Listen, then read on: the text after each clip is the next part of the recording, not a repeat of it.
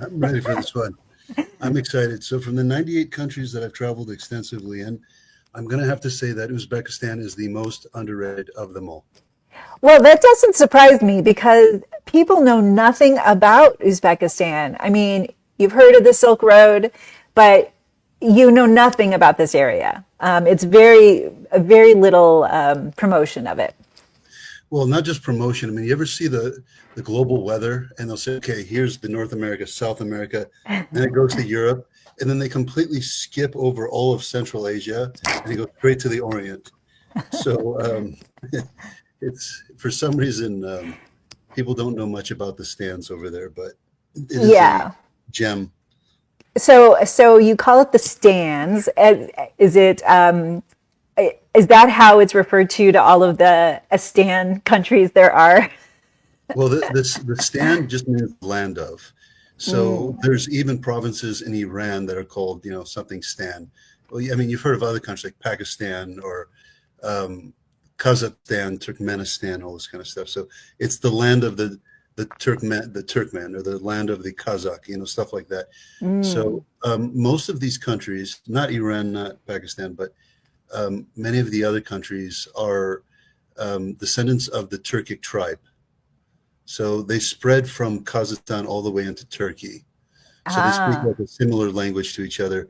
Um, some of them understand the Turks. The Turks have a harder time understanding them, but is in that same family of languages. I see. So is it similar to visiting Turkey? In terms of the vibe, Yeah. um, that's a loaded question. I, I, I can't just say a yes or no on that one. So, I mean, you have three major influences over there. Um, One is the Turkic one, right? Mm, That's where the language derives from. And you'll see that in a lot of the faces. Um, the second one is the Mongol, like Genghis Khan, all of that in the right. 1200s. Yeah. So you've got that whole influence, and you also see that in some of the food. The Ah. the third one, and perhaps this is the strongest of the bunch, the Russian influence, because it was part of the Mm. USSR. Ah, Mhm. okay. And that's what that whole thing was. Um, and Mm. some cities feel a little bit more Turkish, some feel a little bit more Russian. Hmm. Tashkent, for example, has definitely more of a Russian vibe. There's more Russian people living there. Hmm. You see more Russian buildings and things like that. And then once you get into Interesting. places like Hiva on Mm. the far west, that is just like you're just like, where the heck am I right now? But I loved every second of it. I mean, I Hmm. really did. In terms of an authentic place, I'm like, it's no Disneyland over there. I mean, that's the real deal. So we're not allowed to go to Russia at this point because of the war. So for people, and I do have clients who are begging me to go to St. Petersburg as soon as it opens up. For people who love that Russian palatial, amazing city, is this something that would be a good alternative for them? I would. It's definitely it's a different experience. So Russia as a whole doesn't promote tourism. I mean, we all Yeah, have heard of St. Petersburg and Moscow, yeah. and some people have heard of Sochi, which is a Black Sea resort. Mhm. After that, people kind of get lost, and they don't at that point know where to go. So, I mean, Russia is very big and diverse, and you're going to get a different type of Mhm. vibe depending on which part of the country you go to. Uzbekistan, it feels different than Russia Hmm. for sure. It's got a different feeling to it.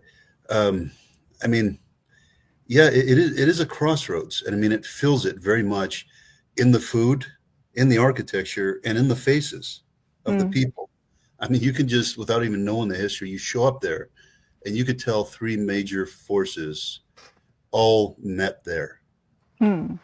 You hear it in the music. I mean, everything. So even the restaurants, um, some of them they've got like a fusion. I would say that the Asian influence in terms of the architecture and the food is the least, but between the Hmm. Russian and Turkish one, those ones stand out more. Hmm. Um, Interesting. and the restaurants over there, I mean, it is just I mean, a lot of these restaurants over there are so over the top, um, like like a like a palace. I mean, it really. You go into this restaurant and you thinking you're some president's home type of thing, and it's just like it's a restaurant. And you look Mm. around you, and it's just like, are you kidding me? Like a restaurant like that in the United States, I don't know how many tens of millions of dollars it would cost to build something like that. And do they do like dinner entertainment like you would expect like a belly dancer? I mean, is that not the right vibe either? Oh no, no, they got all that kind of stuff. It's not a very conservative country. You Mm. will hear the prayers. It is a Muslim country, um, but it's very. I mean, you're going to see people dressing like you would in Russia or something.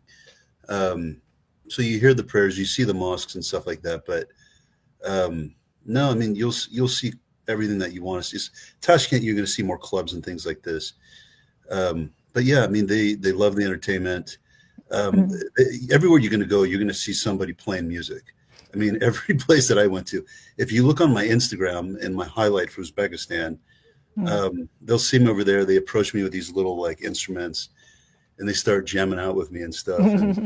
And some of them I know because they're old Russian songs, and just I've heard Russian music before, so I don't know the lyrics, but kind of go with the rhythm of it and stuff. But yeah, they love to dance. They love the music.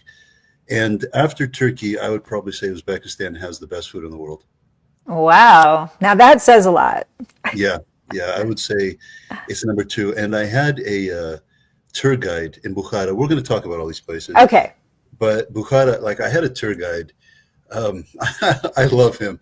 He's an alpha male, though, type of guy. It's just that's what he is.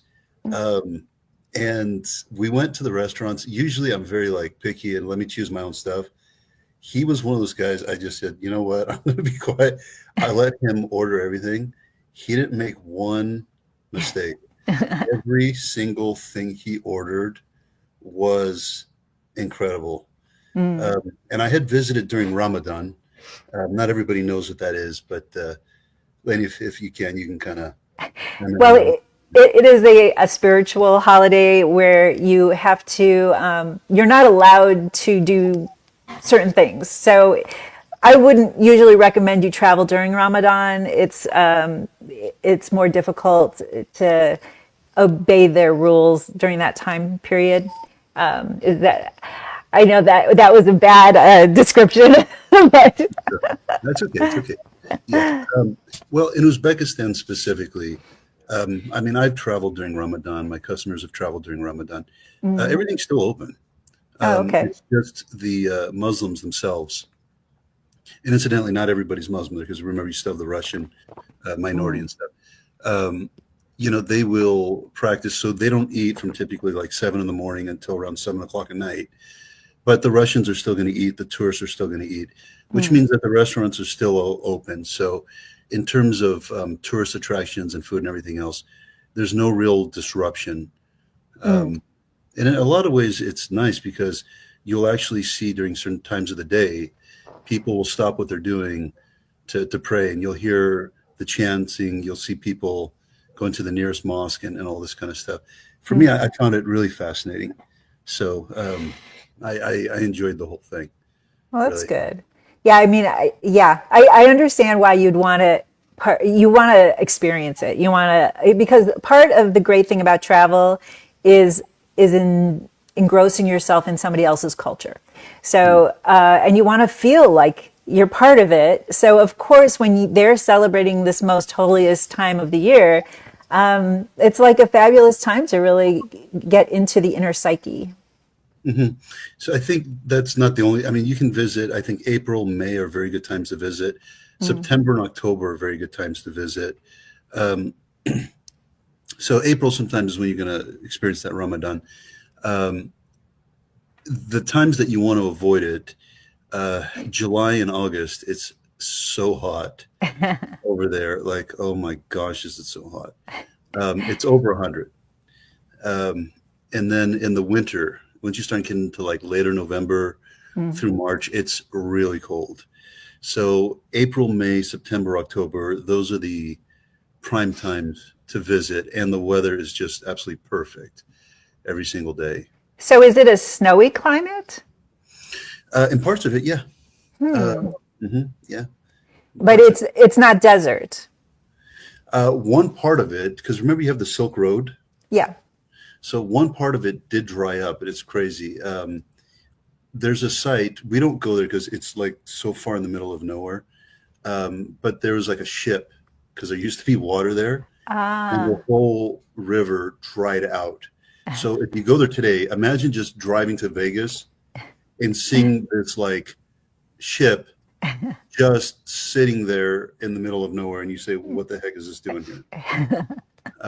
So there is something like that over there, but Hmm. um, Uzbekistan, I would say, is much more of a city and town oriented destination than a nature based or destination. There are some nice nature as well, like the mountains surrounding Tashkent.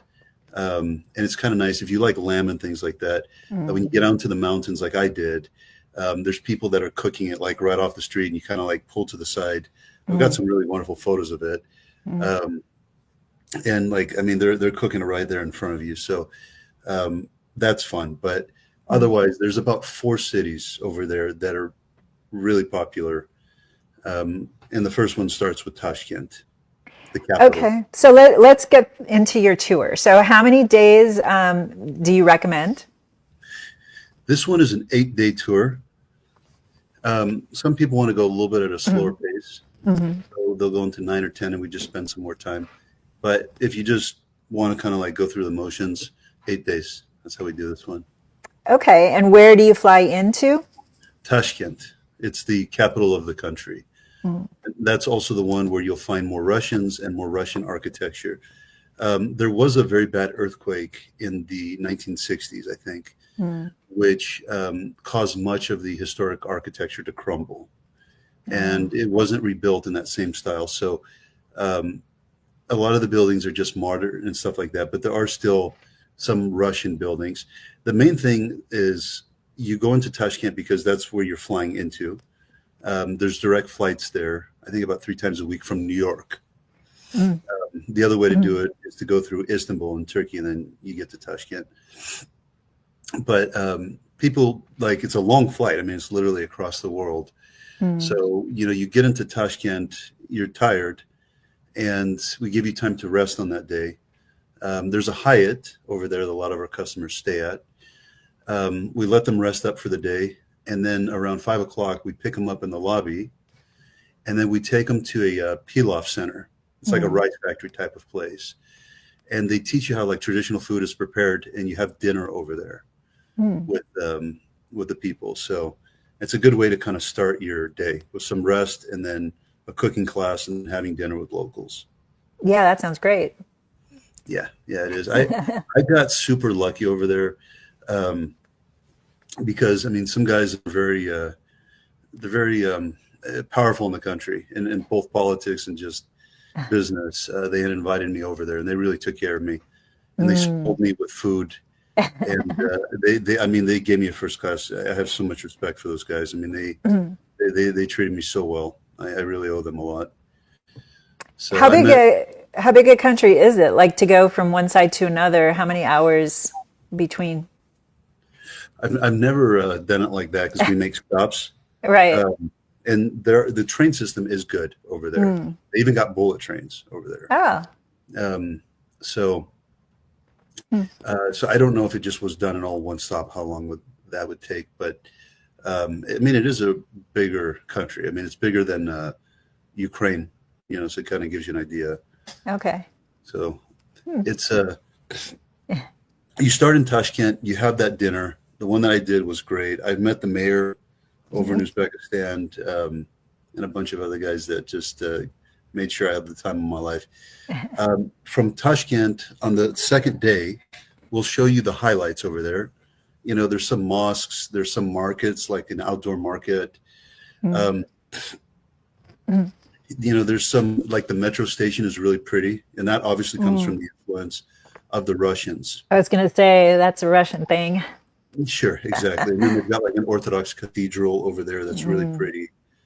Um, Yeah, it was kind of it was an interesting thing that that went over there. When the Russians first went there, the locals were very receptive to it, because the Russians came with money and they wanted to Mm, bring in infrastructure and stuff like that.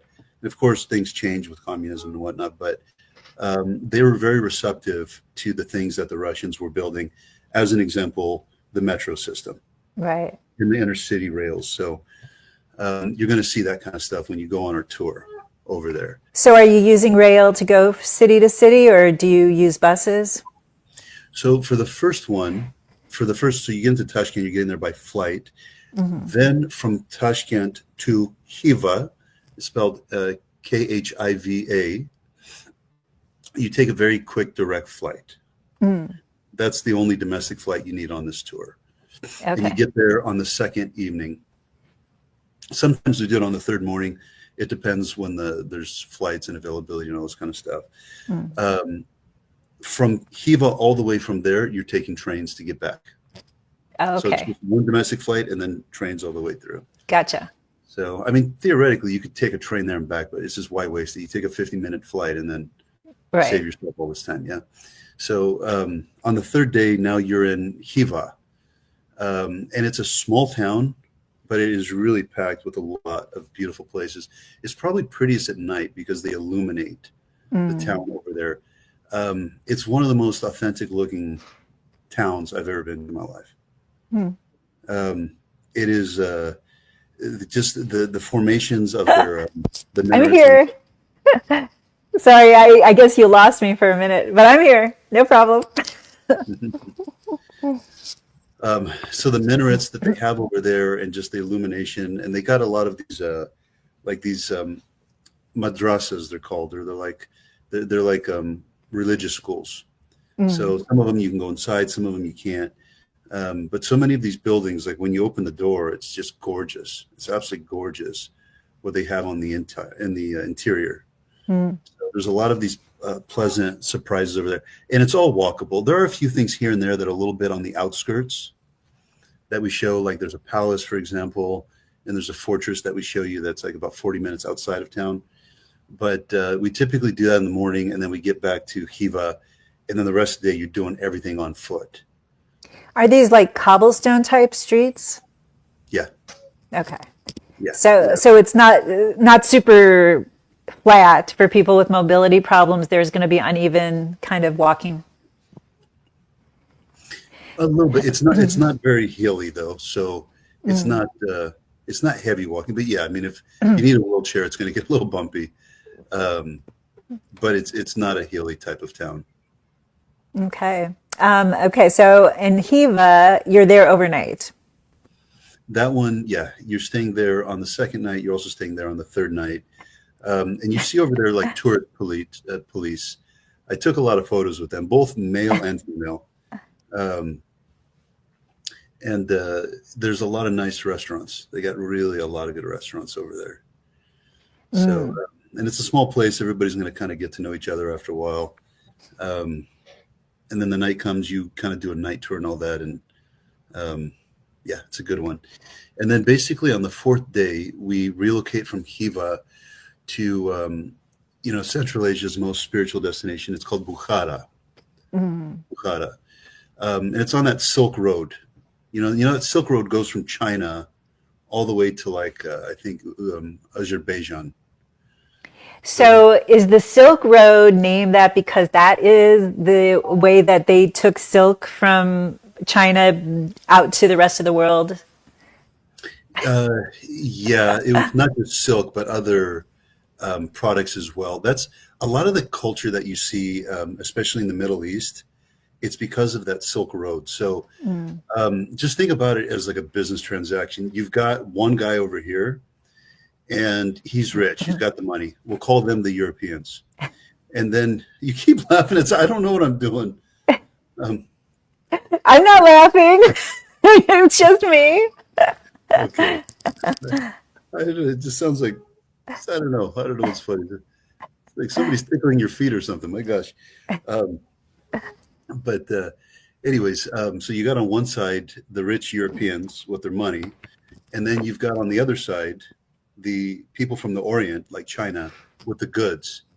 right? Hmm. So what do you have in between? You have the middlemen, right? You got the brokers. So even a lot of the culture from the Middle East and Central Asia, this is where it comes from. You know, that bargaining kind of culture and mentality and all that. Mm. It's because they were sandwiched between one side of the world that had the goods, the other side of the world that had the money, and they were brokering in between. And that's where that whole Silk Road comes in. And there aren't, I mean, this isn't a dangerous area where there'd be pirates or people trying to steal goods. No, no, Okay. nothing. No, it's like, I mean, we've never had a problem. I've never even heard of any problems, Mm. um, like with tourists at all. I mean, anything can happen anywhere, of course, but Right. until now, it's like we've had, thank God, no problems whatsoever with it. Um, so they also have these, you know how we have now for the truckers, we have the like the Motel 6 and that kind of thing. Right. Okay, well, they have their own version of that. Um, I can't pronounce it. It's Karavanasi, I think, something like that. Mm. And so they had these little like Motel 6s, historic ones, Mm. because people were transporting this stuff and they needed places to sleep along the way. So you'll also see that in some of these towns that we take you to, some of the towns and cities. Um, and you'll see that in these places, they're developing very quickly. And that's thanks to YouTube. So you got these independent YouTubers that went over there and they Mm. really put Uzbekistan on the map. So if you go there now and you go back 5, 10 years from now, it's going to look very different Mm. because they have so many of these kavara nasis, these Motel 6s, what I call them, Hmm. and other buildings that they just didn't do anything with them. And I could see them all becoming hotels. I could see every Mm. single one becoming a hotel. So the hotels that you put people in are not these little No, Motel 6 kind of no, no. hotels. No, no. We put them all almost exclusively in 5 star hotels. Mm. Um, you know, sometimes if there's no 5 star available due to availability, whatever, then we put them in a 4. But we almost always put them in 5 star hotels. And something that's going to surprise you about a lot of these hotels. So, you know, you wake up in the morning, it's a buffet, breakfast is included, Mm. and you're going to see some good like bureki. I don't know, but bureki is like a oh god, it's like the phyllo dough type of thing with like Oh, meat and cheese and that kind of thing. And right. then you'll have some tomatoes, then you have some fruit, and then you're going to go toward the end of the line, and it's just an endless supply of vodka and everything else. So it's a full on bar, and it's breakfast, and you're just like, why is there just endless booze at my buffet at breakfast?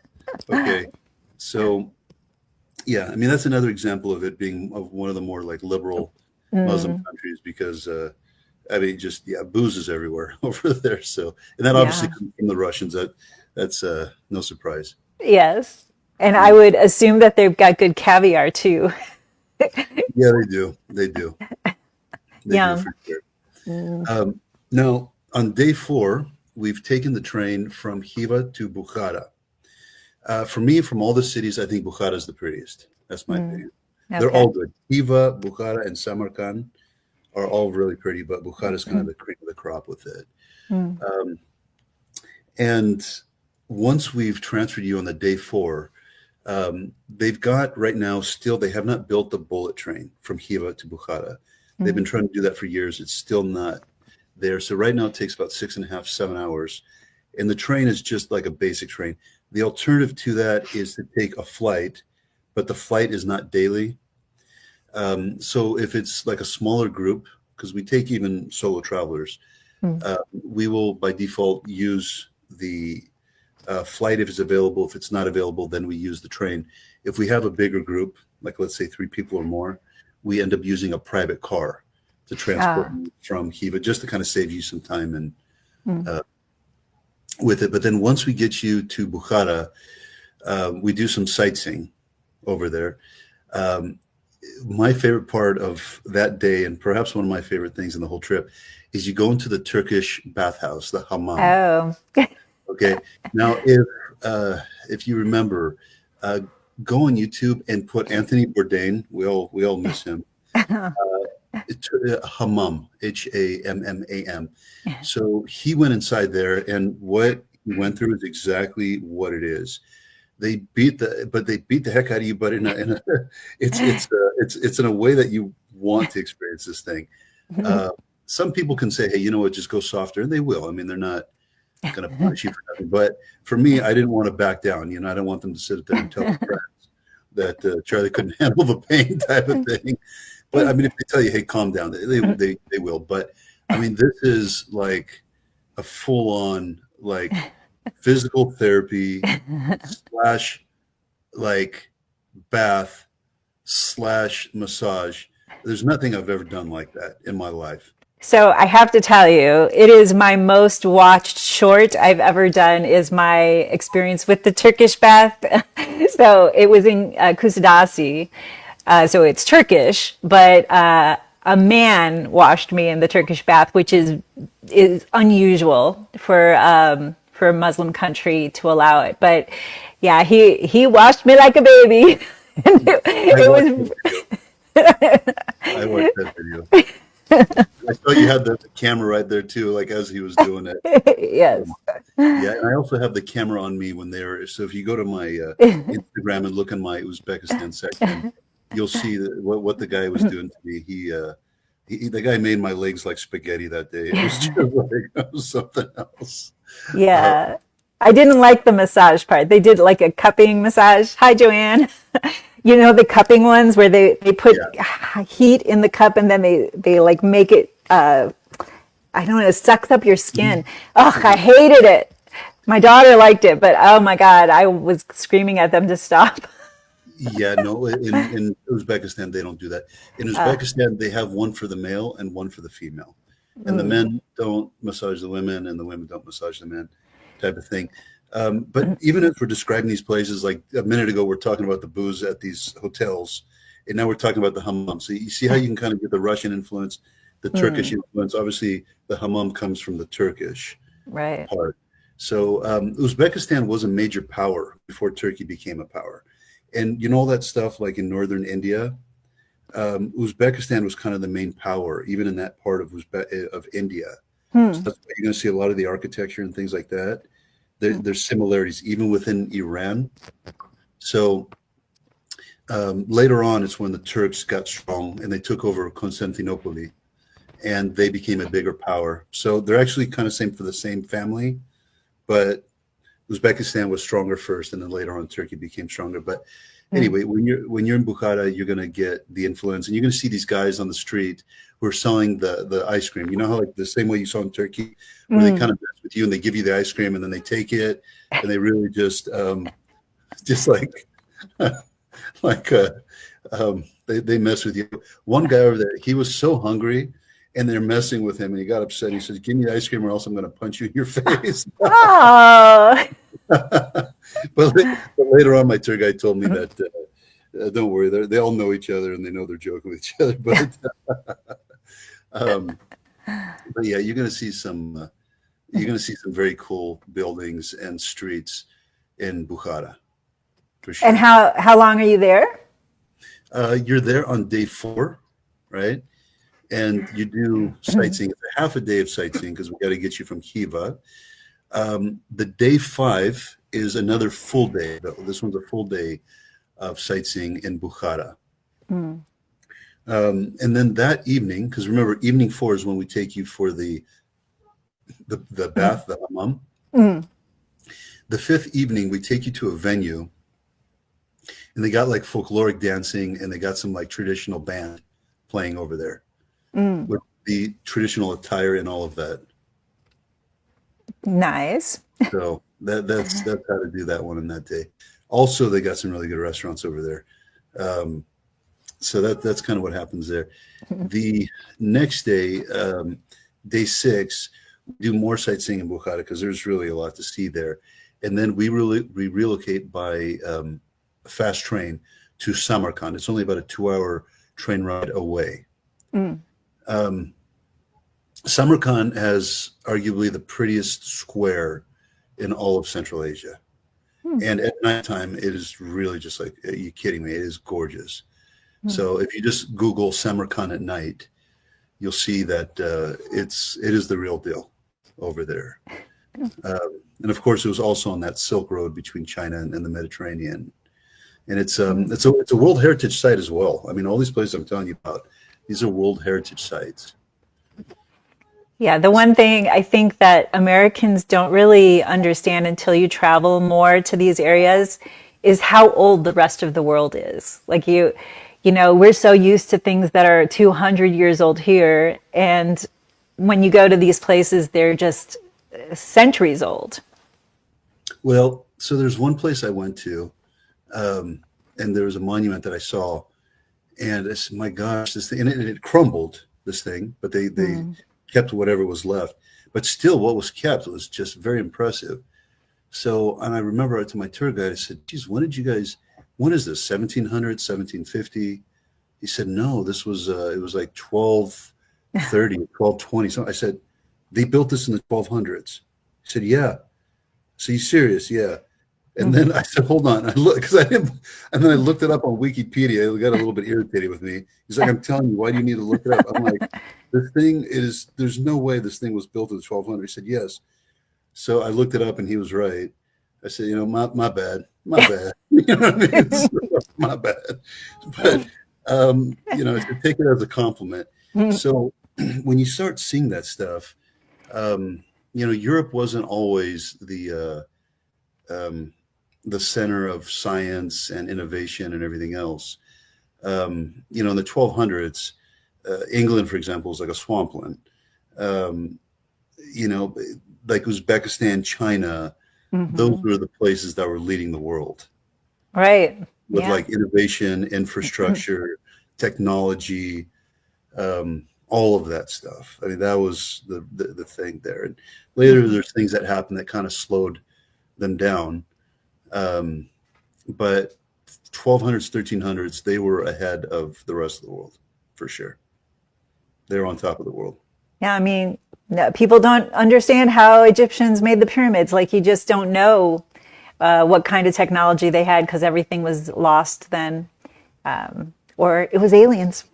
Who knows? So now on day 6, remember, you do a little sightseeing in Bukhara, you get to Samarkand, and we give you a little tour over there. Day 7 is really nice. You got a full day tour of Samarkand. And after sightseeing over there, we take you to this winery. And it's, I think, what was it, from the, I think, 1800s, something like that. This has Russian influence, obviously. And they got some really good wines over there. They got really, really good wines. And then right next to it, it's one of the prettiest restaurants I've ever seen. This thing was really blow me out of the water type of restaurant, like just adjacent to this winery. And we usually recommend people, they have dinner. The problem is they should have dinner first and then go to the winery. Yes. But, you know, okay, but they end up going to the winery. By the time they get to the restaurant, you know, things have changed a little bit because they've tried the wines and they also got some nice cognacs and all that. But yeah, and there's some other restaurants we show you too.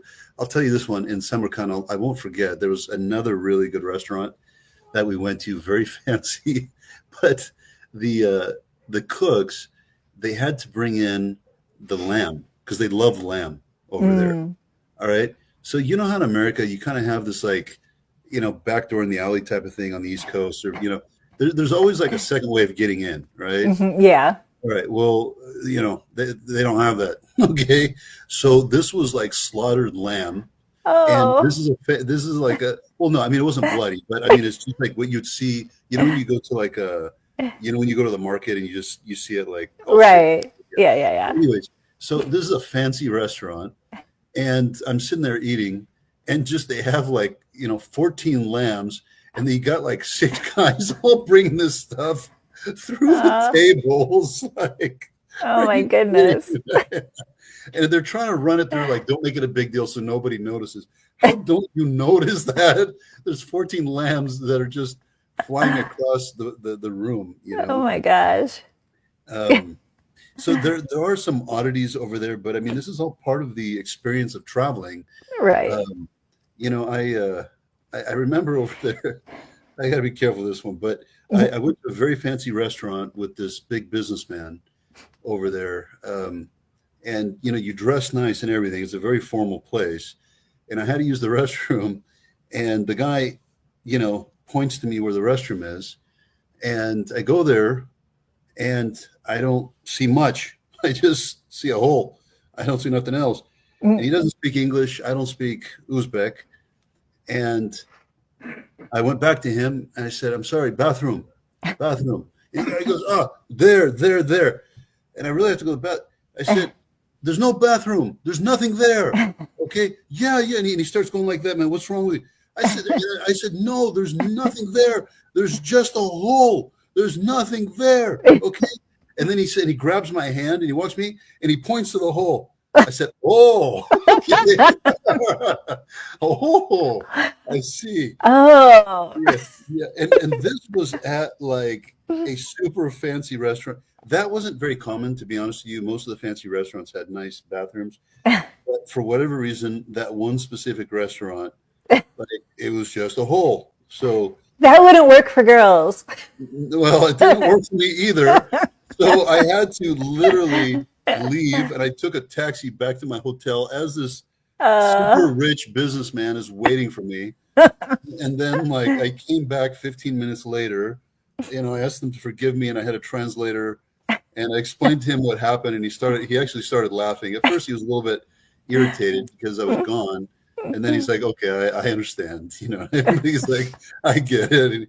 And again, it's just like, oh, my bad. You never know what you're going to find when you travel. This is what, when I was in Japan, there were some places we went to that the bathrooms for the girls are just holes in the ground and you have to squat over the hole and they don't do toilet paper there. So that was a learning experience as well. Just you got to do a little bit of workout before you get to these countries. That's all. Yes. Stretch out and work out your quads at 24-hour fitness. So, and then basically that's what we end up doing on the 7th day. And then on the 8th day, there's a couple of things that can happen. Some people can fly from Samarkand, Istanbul, and then wherever they want to go. Other people have to go back to Tashkent, and then from Tashkent, they fly out. So if you need you can go from Samarkand. We just take you Samarkand to the airport, and then you fly out. And then if they need to go back to Tashkent, it's just a 2-hour train ride back to Tashkent at that point. Then we take you to the airport, and then you fly out. That's all. Okay, so we're at the last day already. That's at this point, yeah. It's day 8, and you've covered Khiva, which is the smallest of the towns. You've covered Bukhara, which I think is the prettiest of them, although I think all 3 of those are pretty. And then Samarkand, which has got the prettiest square, and it's got the winery and really nice restaurants and stuff. And the capital, of course, Tashkent. So how much is this tour?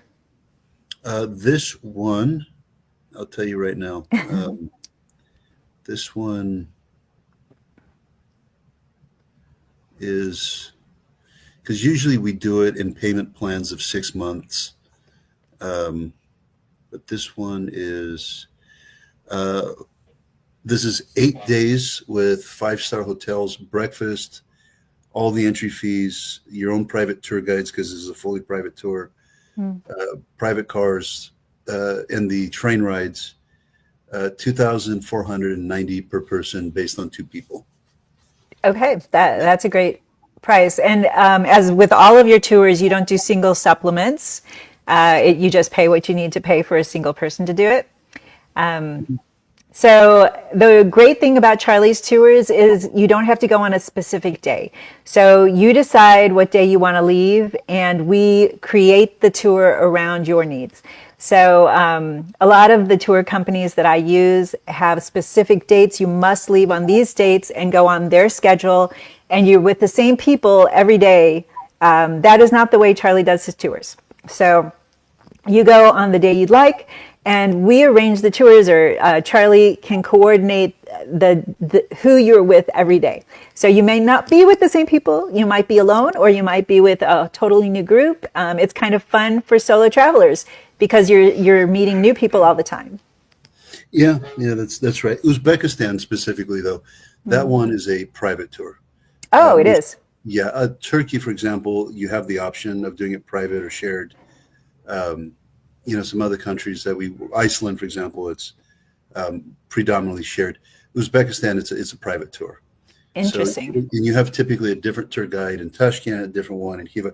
So what your tour guides do is they'll take you to the train station or whatever. They make sure you get on the train, and then the next place you go, you got somebody else there with a sign waiting for you. He's your tour guide. These are all government licensed English speaking tour guides. Mm. Yeah, it's a gem of a place. It really is. I can't praise it enough. We tend to get older people for that one. Typically, these are people who really are interested in history. Mm. But I've also told a lot of younger people it's a fun place. Mm. So It I, doesn't seem as crazy as like the full moon parties, is in that kind of Thailand. stuff? Yeah. Oh, well, I know that's where you spend your free time, Looney. But the thing with Uzbekistan is it is very like sightseeing oriented Mm. of a destination, to see pretty towns and cities and stuff. Um, so And I if think you were to combine it with something, I mean, you could combine it with turkey. What do you think would be a good combination? that's interesting you've asked that. We've done that. So to combine it with Turkey is very good. Um, you can also combine it with Dubai, Mm. and you can combine it with Azerbaijan. Um, so those are the more popular ones that we Mm. combining it. But of the bunch, it's usually Turkey. Usually people combine it with Turkey. Interesting. Well, let me do a little wrap up. We did pretty good today. 6:45. Well, I I, have just when I see the clock, oh, I go just ahead. stop talking because I know it's like it's past my cue. Well, again, I'm Lainey Melnick, owner of Dream Vacations, Lainey Melnick and Associates, with my partner Alex Horn in the Westlake area of Austin, Texas. And we book land and sea vacations all over the world. And Charlie is one of my fabulous tour suppliers who I use in 30 countries around the world. And he does these fabulous land vacations, which also I have combined with cruise vacations. So some people want to do a cruise and want to do land pre or post. That works as well. And that's one of the great things about being able to choose whatever day you want for your tour to start. You can combine it with another thing very easily. And Charlie, sorry, go ahead. In Uzbekistan is one of those you can start anytime you want. I mean, we still do run this in the summertime. We get customers for the summertime. It's just we generally encourage people to do April, May, September, October. But this particular tour, you can start whenever you want. I mean, I love 100-degree weather myself. I used to live in Tucson. So 120, I think, is the best weather you can possibly have. But I wouldn't want to be out in the sun doing outside things. So it's hard to do outdoor activities when it's that hot. Indeed. During the summer, what we end up doing is we split the attractions a little bit. So April, May, September, October, you're going straight from like 9 until 5. So what we do in the summer months, you start a little bit earlier, and then around Mm. 2 o'clock or 1 o'clock after your lunch, you go back to your hotel and you relax until like 4, and then our days end later. So rather than end at like 5:30, you're turning into like 8:30 or 9. You see, so that's Mm. what we end up doing in the summertime to accommodate people in the heat. Yeah, that's a good idea.